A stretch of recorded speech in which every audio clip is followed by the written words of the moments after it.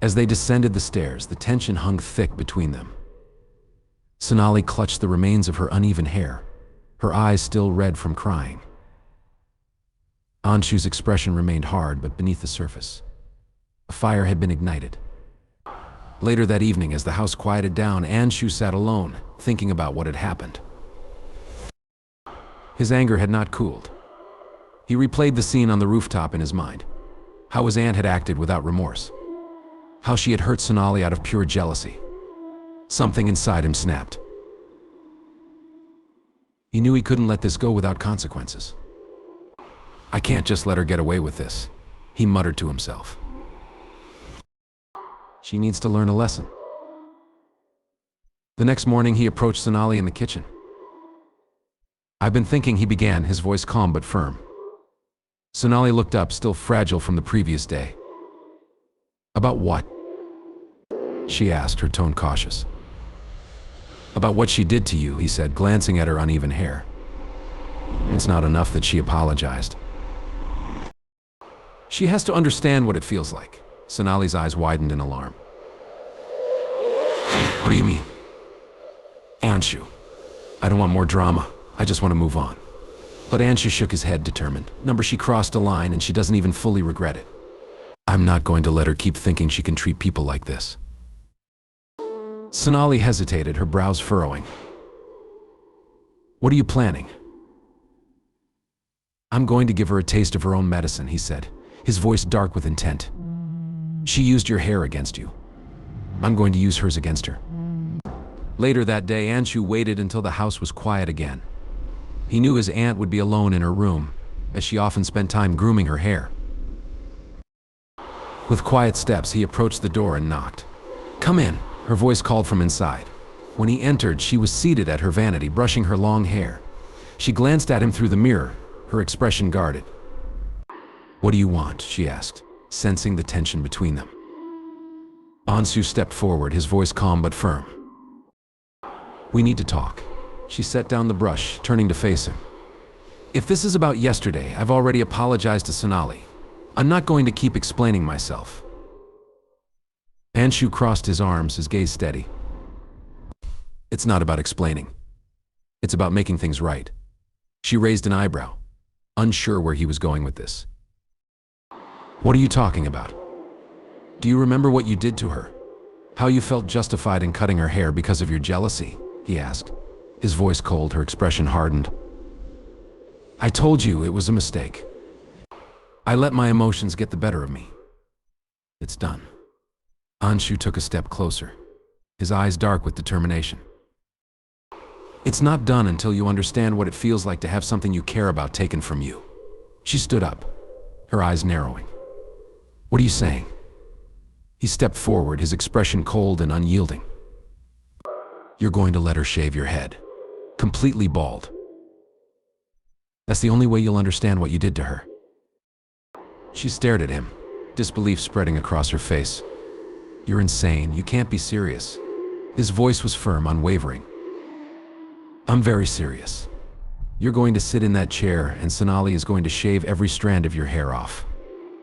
Just like you tried to take her dignity away, now she gets the chance to take yours. She shook her head, taking a step back. No, this is ridiculous. I already apologized to her. That's enough. Anshu, unflinching, replied, it's not enough. Your apology means nothing if you don't understand the pain you caused. She looked at him with disbelief, then turned her gaze to Sonali, her voice firm but trembling. I won't lay a hand on my own head, and I won't shave it. And forget about that. Anshu stepped closer, his voice cold. Then you'll shave it in front of us, or I will do it myself.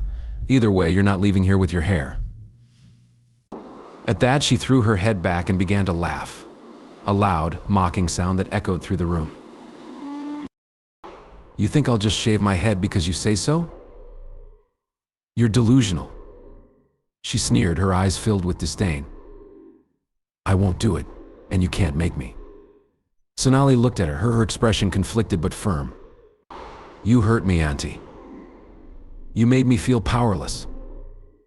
Now it's your turn to feel the same. She scoffed, her laughter fading into a smirk. Feel powerless? Over hair? You're both ridiculous. She crossed her arms defiantly, glaring at Anshu. Do your worst, but I won't be cutting a single strand.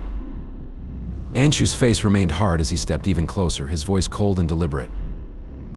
You think this is over? You think just your hair is the price? He paused, letting the words sink in. You're going to shave your head and beg me for it. But I'm not done yet.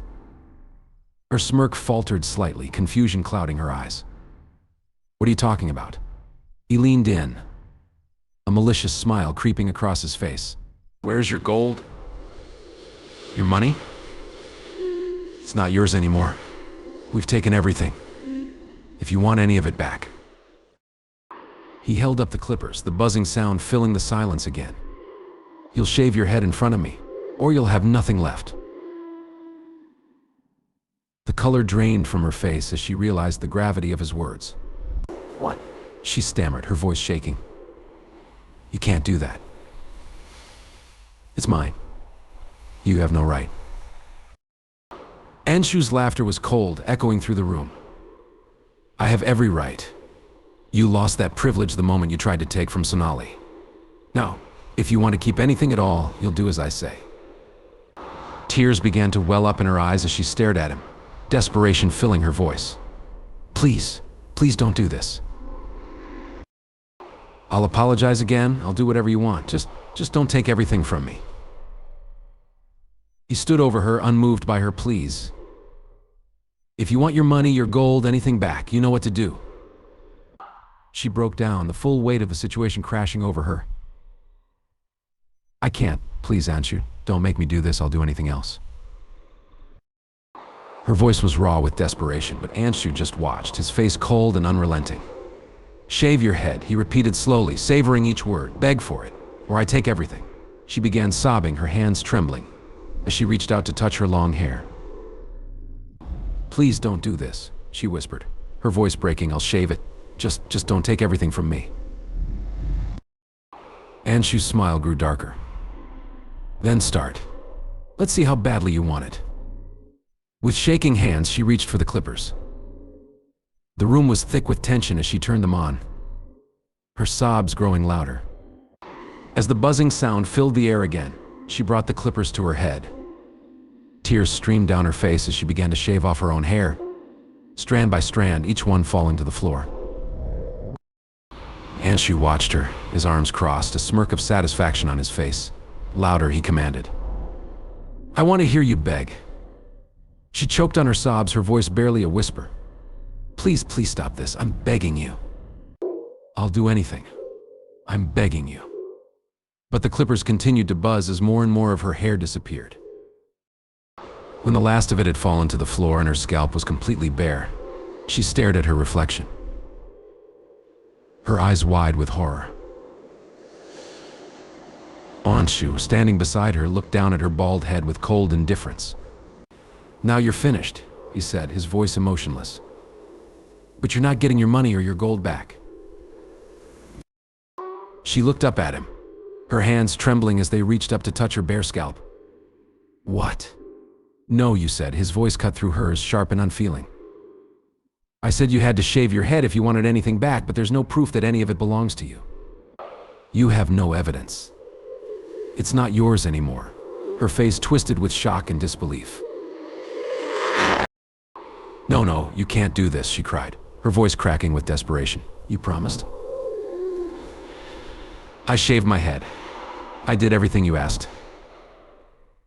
Please, give me back my money. He watched her coldly, his expression unmoved. You're in no position to ask for anything. You have nothing left.